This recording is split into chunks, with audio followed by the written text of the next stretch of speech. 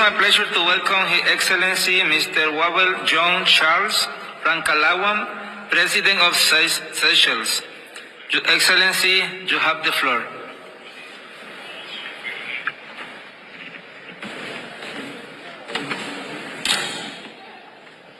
Your Highness Sheikh Mohammed bin Zayed Al Nahyan, President of COP28 Dr. Sultan Al Jaber, Heads of State and Government, Excellencies, ladies and gentlemen.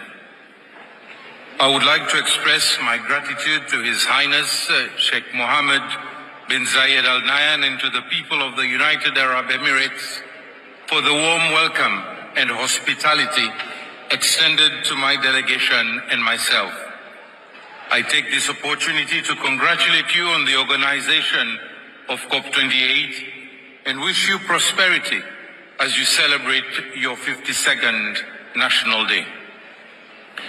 The collective efforts to foster cooperation in response to the most pressing issue of our time are indeed commendable.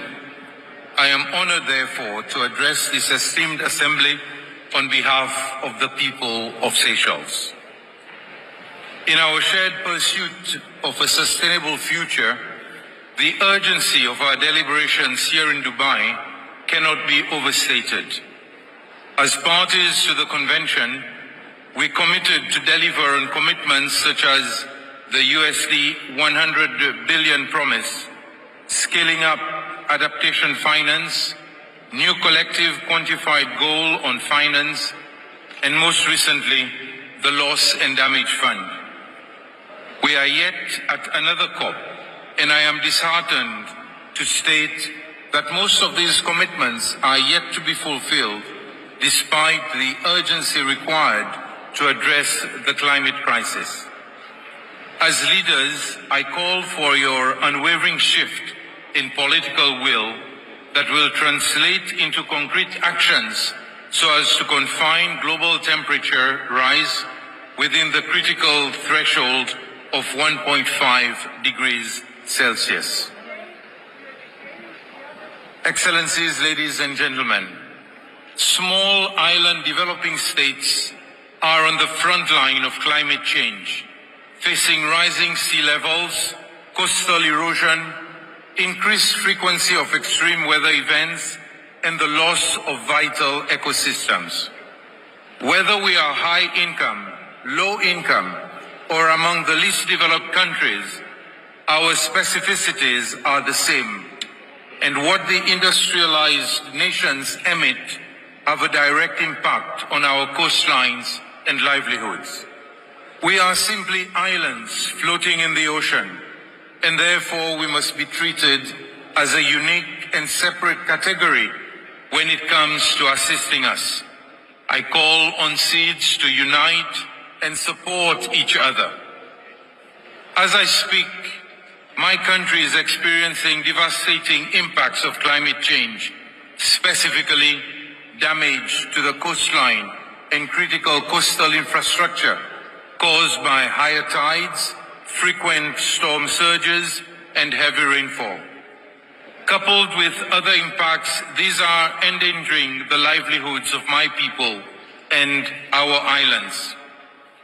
A recent comprehensive survey only on the main populated granitic islands of the Seychelles, conducted by our technical teams, estimated that we need over 50 million USD for road infrastructure works and other measures to mitigate coastal erosion. Our updated NDC highlighted a further 600 million USD will be required over the next 10 years for both mitigation and adaptation sector, translating to 5% of GDP annually or 10% of the annual budget. If we are to add the disaster happening to our Coralline Islands, that figure could be doubled, let alone tripled. Like many seeds, 90% of the country's infrastructure and human activities occur along its low-lying coastal areas and are thus vulnerable to the impacts of climate change. The current trajectory means Seychelles' economy stands to be severely undermined, whereby forcing us to divert much-needed finance to environment protection instead of investing in education, health, sports, agriculture, food security, modernization, and giving our people a better standard of living. Ladies and gentlemen, we made history last year by establishing the Loss and Damage Fund, and this year we made history again by operationalizing the Loss and Damage Fund on the first day of this COP, with UAE and Germany pledging $100 million each. It is absolutely vital that this fund is equitable and genuinely helpful to countries that are experiencing climate-related disasters.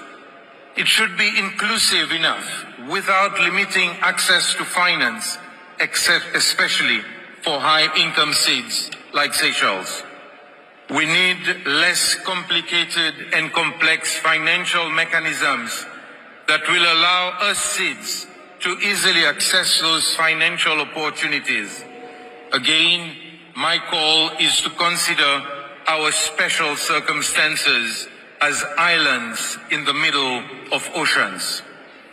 Seychelles, for example, is known to be outside the cyclone belt, and we are considered high income. But when a cyclone hits neighboring Madagascar or Mauritius, the effects of adverse weather conditions affect all our islands, including our capital. In April 2016, Fantala, a Category 5 cyclone, hit one of our islands 3 times, destroying everything, including the communication network and homes of workers, creating 2 new islands in the lagoon. The resulting tsunami of the earthquake of December 2004 in Sumatra, Indonesia, thousands of miles away, traveled all the way to Seychelles, destroying human life and coastal infrastructure. My point is very simple. Don't categorize islands into economic bands, but treat all islands in the same manner and allow all of us to have access to the Loss and Damage Fund. We all lose from the damage you cause, yet we clean up our emissions and help mop up those of industrialized nations. The current criteria used to access concessionary finance puts seeds such as Seychelles at a severe disadvantage under the current labels. There is an urgent need to reform the multilateral international financial institutions to address the restrictive conditionalities. This reform is necessary to help fund climate change projects. In other words, finance needs to be more readily available, accessible, and affordable to support these projects. As the current chair of SEEDSDOC and the African Island States Climate Commission, my plea to COP28 is for the developed world and the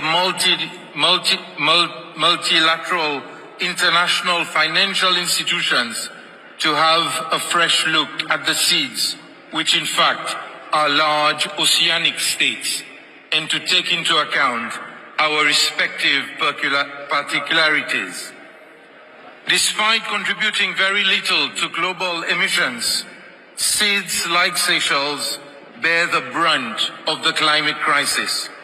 We are actively engaged in decarbonizing our energy sector, including transitioning to green mobility. Additionally, as a dedicated environment champion, Seychelles remains committed to safeguard its terrestrial and marine ecosystems.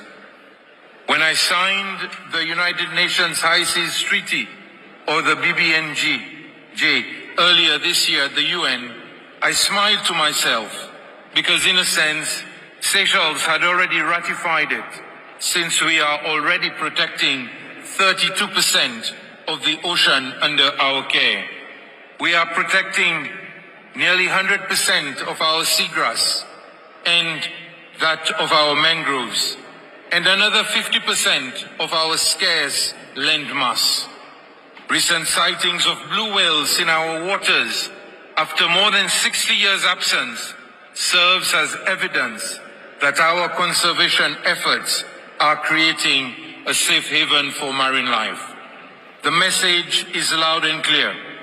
Seychelles is a committed partner that can be trusted. We believe in what we preach, and we walk the talk. The evidence is there. However, we cannot do it alone. We need the financial support of the whole world to help the 100,000 people on these islands in the middle of the Indian Ocean. Excellencies, ladies and gentlemen, the metaphorical hourglass is dwindling. COP28 presents a pivotal call to action to build climate resilience before the last grain of sand slips away. In unity and determination, let us seize this moment to reverse our course and forge a sustainable and resilient future for generations to come. Let's not leave anyone behind. I thank you.